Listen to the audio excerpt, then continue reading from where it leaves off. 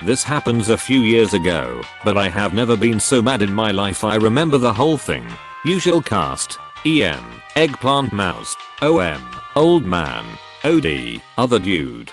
Background. I was with my family at a town concert with my family when I saw and heard this conversation. I wasn't actually part of it. Here it goes. So my family and I were at a town green watching a local band perform. Most towns have these weekly. And there was an old man there, not surprising to anyone. Except, he was wearing a really nice suit and hat, and was the most gentlemanly person I have ever seen. Walking around talking to people, helping people, and just being really nice to everyone. He especially liked my 2 dogs, saying has never seen dogs that big before. My dogs are huge. Went into the M. She didn't look it, but by the way her kids were acting you knew it. And of course the first thing these kids run towards is my dogs. Cause it's not every day you see 2 150-pound dogs. The kids run over and are pushing, shoving, pulling my dog's fur and shit all around the old man, who was calmly sitting and talking with me and petting the dogs. With all the screaming and horseplay around he decides to leave and has to use his cane to get up. When he stands up and puts his arm up, the sleeve of his jacket slides down, revealing what faintly looks like a tattoo, and the EM who had decided to sit down next to me saw it and immediately called her kids over. What I heard when like this. EM, see that old man's arm? That's why we don't get tattoos, because they look awful when you're old, and that's probably why he's alone and has to talk to kids. Now the OM had stood up by now and had covered his tattoo up and had very obviously heard what she had said. I was helping the OM up and had heard it too. He calmly turns around and says, "Mom, I know tattoos look bad when you're older, and I would never have gotten one if I had the choice." EM, well why do you have one? It's a choice stupid people make who want to look cool. Enter OD. OD, Mom, I have been listening and want to ask why you think this man has a tattoo. EM, because he's a bad person who just want to hurt people. OD, looking like he is about to burst a blood vessel trying to kill her. Well Mom, the tattoo on his arm happens to be an identification tattoo. An identification tattoo specifically used in fine concentration camps. EM who started to go pale. It doesn't matter, it's still a tattoo. OD, WTF woman, are you crazy? Do you have any idea what happened in those concentration camps? EM packing up her shit and kids. No, but if they had tattoos there it was probably a place for bad people. That's the end of the interaction with the EM. The rest was people who had read what was going on apologizing to the OM about everything that had happened to him. So this just happened last night, Friday the 13th. I had been having some pretty bad abdominal pain since the 12th. Well, yesterday I went to a local clinic and found out that I had appendicitis. The clinic called an ambulance and was transported to the big hospital. When I got there they took me to a room, had me stripped but naked and rushed me to the or as we were moving through the air this Karen stopped us and asked why I was being rushed before her daughter, since they have been here longer. The nurse told her that I was being rushed for emergency surgery. She said I don't care, my daughter is in pain and he needs to wait his turn. The nurse said, "Ma'am, your daughter has a sprained ankle and that this gentleman could die." She reluctantly moved out of the way when she saw a couple police officers start walking towards her. Well, surgery went great and I didn't die. Was released at 12 o'clock this afternoon. This happened a while ago and will need a little bit of backstory. About 1 year ago a park was built beside my house and it had a small skate park. About 5 months ago my mom let me get a skateboard because I started watching skateboard content and got interested. Also my friend had just started to skateboard too. F equals entitled parent. F equals friend. FFM equals family friends mom. Story. I wanted to go skate so I went and my friend was there. So me and him starting skating together and there were some kids on one of the ramps and we had asked them to leave but they did not budge. So, my friend and I decided to just ignore them. About 10 minutes go by and my friend tells a little kid's 4-5 years to move because he wanted to go onto a different ramp which leads to the ramp they were on if my friend just keeps going. So my friend goes on the ramp and on the way back notices that the kids went back. So he tried to stop immediately but was not able to. So he fell off the skateboard and the kid gets hit by the skateboard, but not severe or anything like that. The ep comes and starts scolding. Ep, why did you hit her? F, I'm sorry, I did not mean to, but kids are not supposed to be here if they are not skating. Ep, we were here first, that does not matter. F, kids are not supposed to be here, like it says that on a sign, and I told them to move. Ep, that does not matter, we were here first. Friend's family, friend's mom was there and notices what's happening and goes to cool down the situation. FFM, what's the problem here? F, I hit her kid by accident, but they were not supposed to be there. Ep, we were here first, you hurt my kid. FFM, okay, say sorry friend. F, I already said sorry, she's still mad. After that interaction, friends FFM told him to just leave because there was no reasoning with her. After that I'm pretty sure her kids kept playing, so I also left. That's basically the story, so thanks for reading.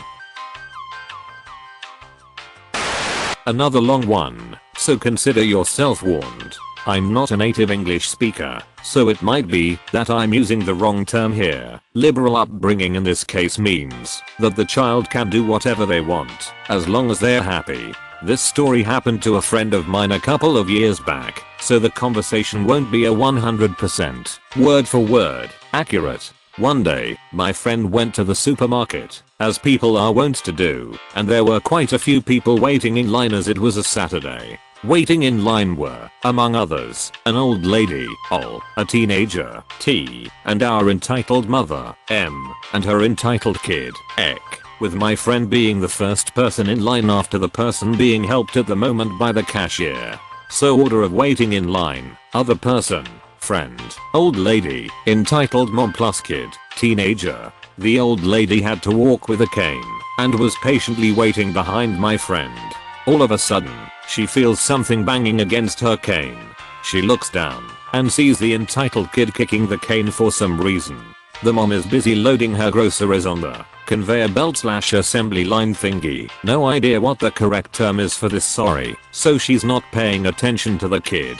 Ol, in a friendly tone, could you please stop kicking my cane dear? I need it to walk and keep my balance. Ek stops kicking and quickly hides behind their mom. The old lady smiles at them, turns back around, and smiles at my friend, who had turned around to see what was going on. 10 seconds later, the old lady once again feels something banging against her cane. She turns around, and, again, the entitled kid was kicking it. Ol, still in a friendly tone, dear, I'm asking you again, could you please stop kicking my cane? I need it for my balance. If you keep kicking it, you might kick it away, and I could fall. Ek stops kicking for a second, grins gleefully, and starts kicking the cane again, quite hard. Ol turns to M and asks, still friendly, could you please tell your kid to stop kicking my cane? I've told them 2 times already how dangerous this could be for me, but they don't want to listen. M starts huffing and puffing. My kid isn't doing anything dangerous. He's just kicking it a bit because he's bored. You haven't fallen over yet, have you? So it's sturdy enough to take a few kicks. Ol at this point is starting to get annoyed, who wouldn't be, and she asks the mother again to tell her kid to stop kicking the cane. M, no, I won't tell them to stop. I give my child a liberal upbringing, so they can do whatever they want, if it makes them happy. Behind M, my friend notices the teenager, who had been watching the scene unfold for quite some time, getting quite angry. He had a big bottle of orange juice in his hands, and as the M starts yelling that her child can do whatever it wants, as that is what it means to practice liberal upbringing, and Ol just wants to ruin their fun, he quickly unscrews the cap on the bottle and proceeds to dump the contents all over M's head. M immediately shuts up in shock and turns to look behind her at T, who just grins and says, my mom gave me a liberal upbringing too, so if I want to dump orange juice all over some stuck up BTCH of a woman because her kid is harassing a poor old lady, I can do that because it makes me happy. My friend immediately started laughing, prompting all the other people in line to start laughing as well, except for M, of course. I don't know if M ever pressed charges or something like that. Is it a good idea to dump orange juice over someone's head like that? Probably not, but I can't deny having felt like doing something similar a couple of times. And man, how I wish I had been there to see this play out. This is not my story, rather my friend K's. Also, I have no idea if a step-grandma counts as an entitled parent, but I'm gonna count it as one. So I went for a day boating with the step-grandma and grandpa. They had decided we would go to a restaurant instead of bringing dinner. So we went to this restaurant, and we got a table, and sat down. We waited for a bit for a lady to take our order. I ordered a patty melt and my grandpa ordered a burger. He gave part of his burger to my step-grandma and some of his fries. I didn't give anything, because she told him that was enough food. So they didn't talk for most of the dinner, because they had an argument on the boat and we ate our food. I only ate half the patty melt, because it was pretty big. I told my step-grandma I was done, and she asked me, do you want to take it home? I shook my head no, it wasn't a really good patty melt tbh. That's when she went off at me, yelling at me about not sharing, as she took the help of the patty melt and began cutting it up like it was her first meal in days. She stormed off, and my grandpa apologized to me and walked off to pay. I stayed at the table and picked up my stuff. My step-grandma came back and began screaming in my face and threw the half of a patty melt onto my plate, going off about me being selfish.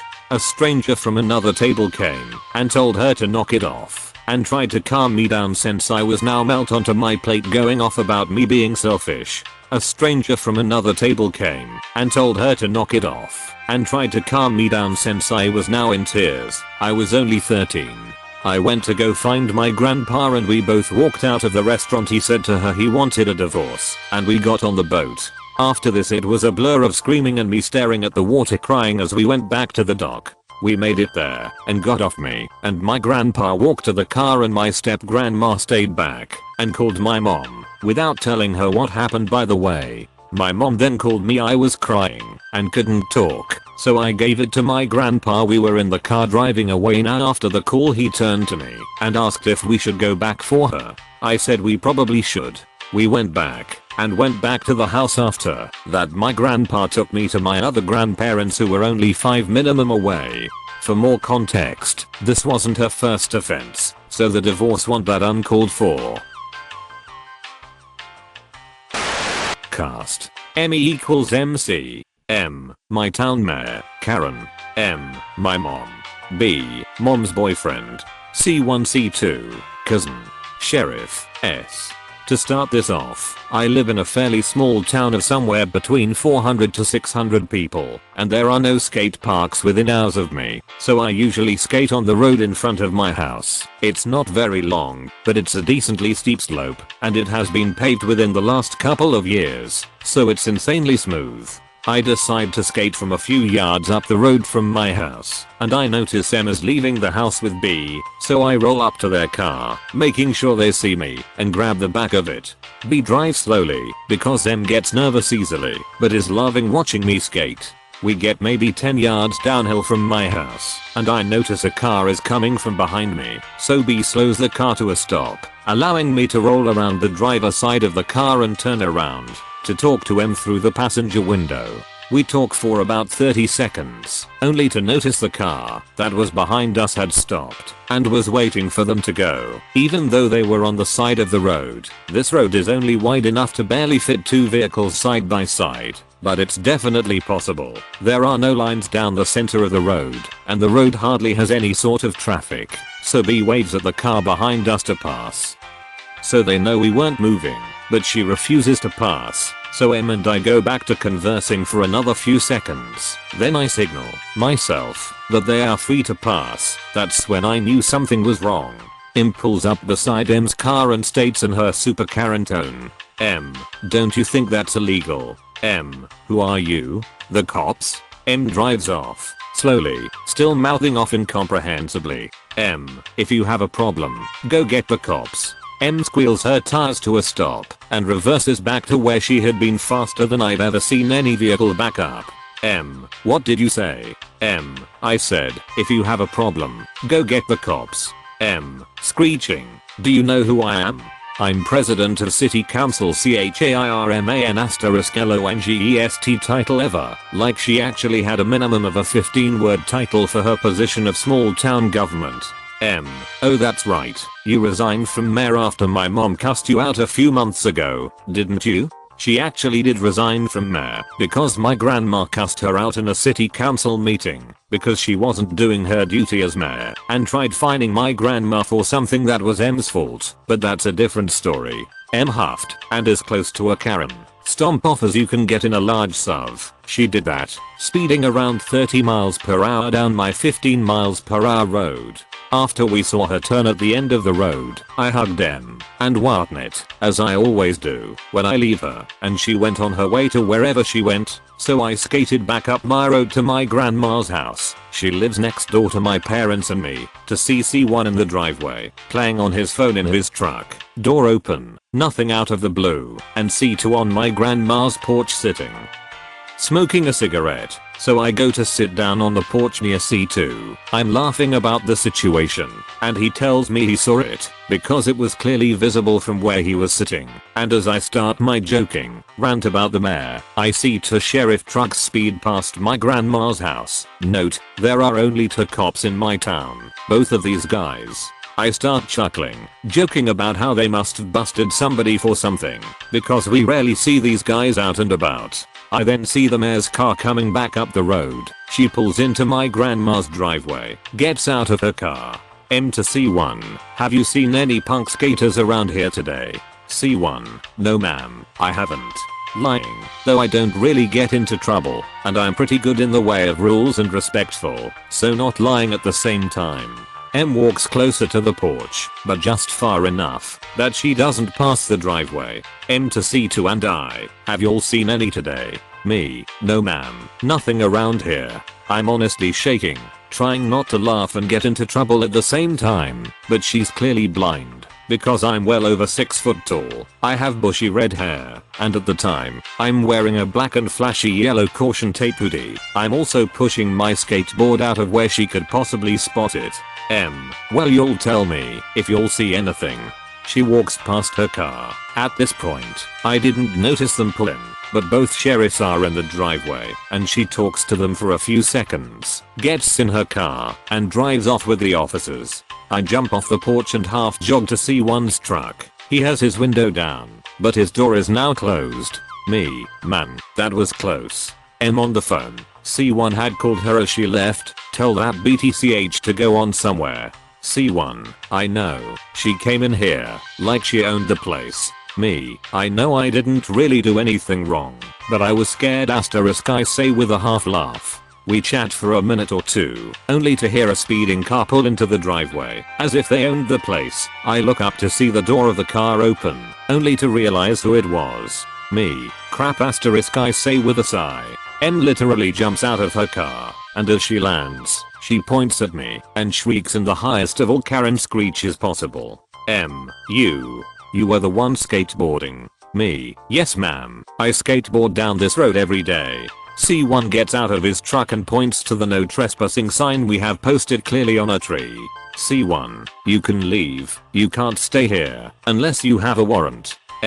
I can go wherever I want. As she says this, one sheriff pulls up, but I guess he noticed C1 pointing at the sign, so he pulls off to the side of the road in front of the house, and gets out.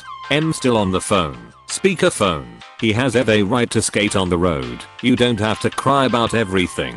Me to M. Please calm down, mom. It doesn't have to be settled like this. She ignores me, and keeps yelling at M about how she needs to leave, etc. etc.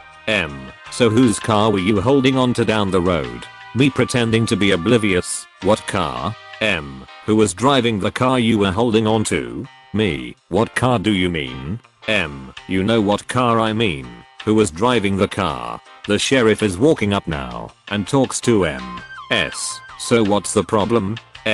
This punk kid was holding on to passing cars as he was skating down the road. Me too S. No sir, I was actually riding behind M's car. She wasn't going very fast, and she knew I was back there. We only went a few feet. So that's whose car it was. C1, you can get off of our property now. I have already showed you the no trespassing sign. You have no reason to be here. Want me to walk into your yard and jump into your pool whenever I want? M ignores C1 and keeps screeching nonsense to me, but I'm ignoring her, paying attention to only the officer. S. Now she might be rude, but you still do have to respect her position. She is your mayor. At this point, my grandma was wakened from her nap because of the commotion, and she walks down her steps right behind us to see what's going on. She startles easily, but she doesn't say anything. S. Now I don't have any evidence you did anything wrong, and I know there isn't really anywhere for a kid to skateboard around here, but just be safe, and when there's traffic, please stay out of the road. My duty is to keep you guys safe, and if you have a problem, you can talk to my *HIGHER up. I forgot at *MY County's police department, and tell him that you talk to *S' name, and I'm sorry about the inconvenience. Have a nice day and stay safe. Me. Yes sir. Thank you *. I shake his hand. He walks away. S to M. Let's go. M. But.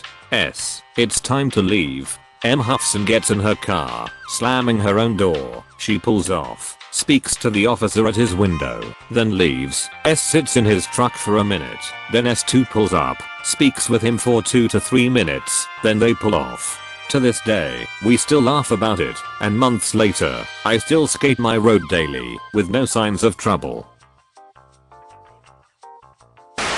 If you enjoyed the stories, slap the like and subscribe button for more of them, and don't forget to support the original writers with an upvote. Links are in the description. Peace out, and catch you tomorrow.